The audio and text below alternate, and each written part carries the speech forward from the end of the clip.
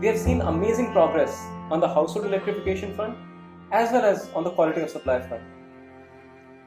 As we achieve 100% household electrification, we also need to ensure that the economic activity in rural India is not getting constrained due to lack of electricity. More than 4 million micro enterprises in rural India mention unreliable electricity as the biggest bottleneck to their business. I was in villages of Jharkhand. That's when I was first exposed to the working conditions of rural silk reelers.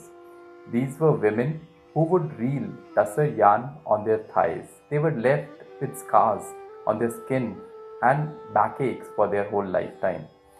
So that made me realize that this had to change. It could not go on like this. So I started working on making a machine to do this work. All these gaps in rural energy access for economic activity can be addressed by energy efficient and decentralized renewables powered livelihood solutions.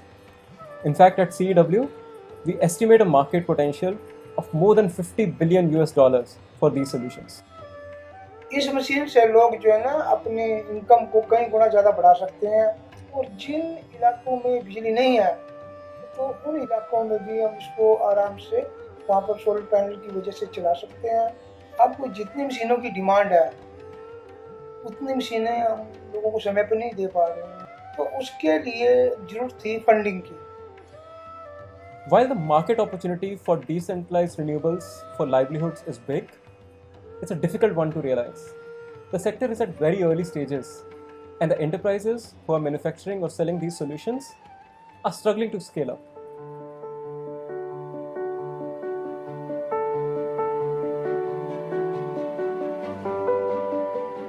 Powering livelihoods is addressing this challenge by providing significant capital as well as capacity building support to such enterprises.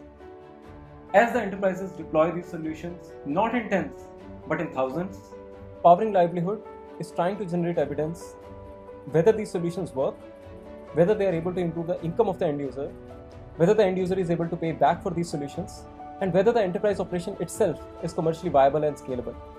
We disseminate this evidence and engage with financiers, investors, policymakers, so that we can not just only unlock the support for these select enterprises, but also for the sector as a whole. The Council is not in the business of growing enterprises, rather, we grow sectors. We needed a partner who shared our vision for a clean energy based, thriving rural economy. And who better than the oldest and largest social enterprise incubator in India, Willgrow. Over the last 20 years, more than 300 startups have passed through our portals. We have taken a lot of pains to select the right enterprises to be part of the Powering Livelihoods program. We were looking for companies with the hunger and the ambition to scale, to achieve much greater heights. And most importantly, we wanted companies that were impact focused, that were not doing what they did purely for the money or the commercial aspect, but people who really wanted to make an impact on society.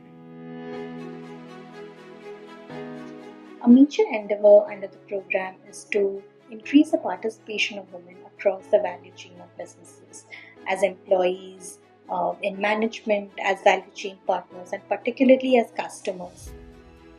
I believe that anything new which has the potential to be path-breaking is risky. We may succeed or we may completely fail. But what is important is to know that someone believes in your idea and they have got your back. That's how I see our donors. I think the larger message is if you look across a broad range of solutions and how many people are living in rural areas and generating livelihoods there, I think we'll be demonstrating to a lot of different market players that this is an enormous market. That's the true scale. Look at the multi-dimensional impact that powering livelihoods at the village level can have. And Atmanirbhar Bharat is all about that.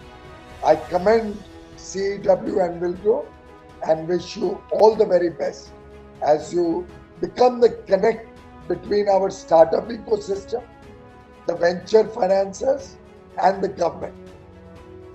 We need to hit the sweet spot of sustainability, affordability and performance to be able to appeal to the rural customers. Powering Livelihood will give us the required support so we can achieve our goals.